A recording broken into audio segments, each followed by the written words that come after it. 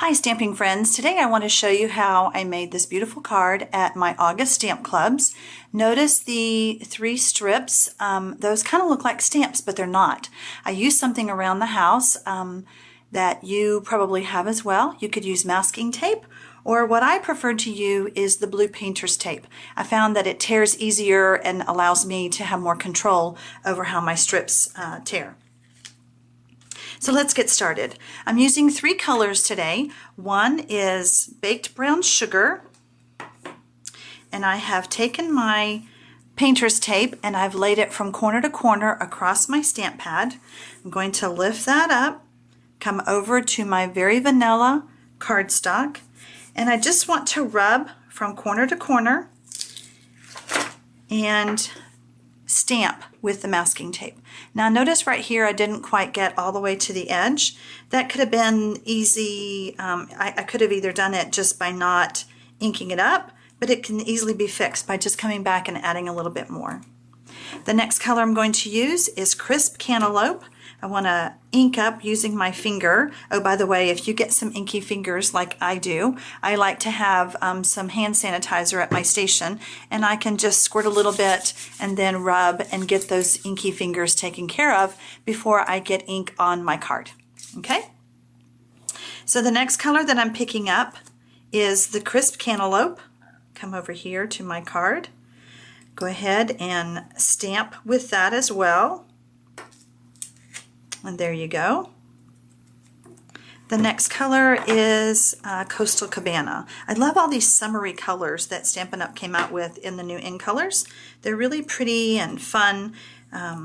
They're good for 2 years. That makes it really nice. Okay, so there we go. All right. And once again, I didn't quite go all the way to the edge, but that's okay. Just come back and pick that up.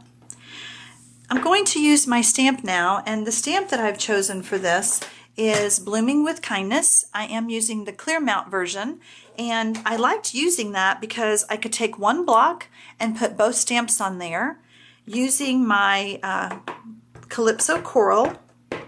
Go ahead and ink up my stamp, and then I'm going to center it and stamp about right there, and then that way I have stamped both pieces at one time.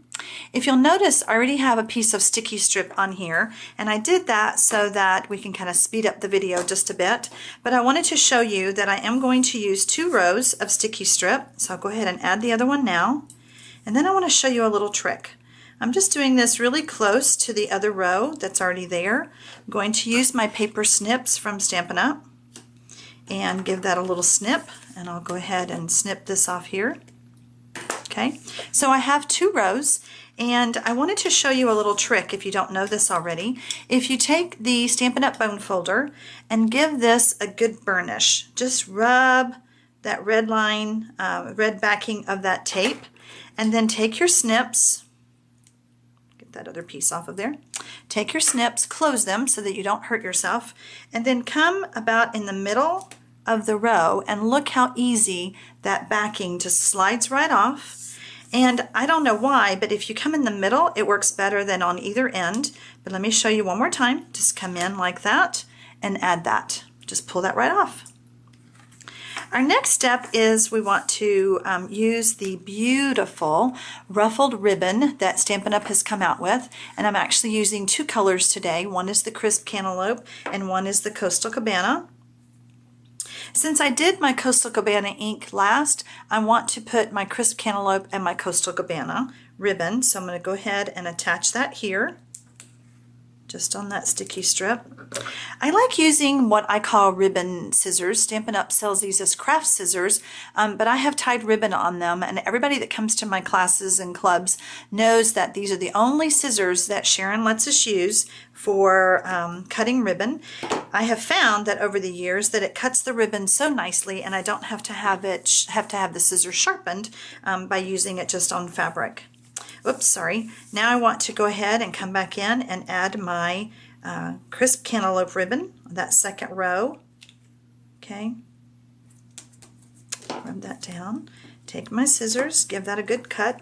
Now I'm going to go ahead and turn this over and just trim this up a little bit. I don't mind it sticking over the side, but some of my ladies did. So And now, just for good measure, I'm going to take that bone folder one more time, and I'm just going to burnish that ribbon into the adhesive. That way my card doesn't fall apart. I just hate that when your pieces fall off. I've already taken the Coastal Cabana cardstock and I've cut it in half and I have scored it, and now I've got it ready. I'm going to go ahead and use some snail. And I have this joke in my classes that people don't have to use very much snail unless I'm really close to my next cruise with Stampin' Up! Or my next incentive trip. And then I just tell them, use all you want. I can buy more. That way I get closer to that trip. Okay, now I've attached my card and voila, I am done. Pretty quick and easy. I hope you enjoyed this and I hope to see you at my next video. Bye, stamping friends.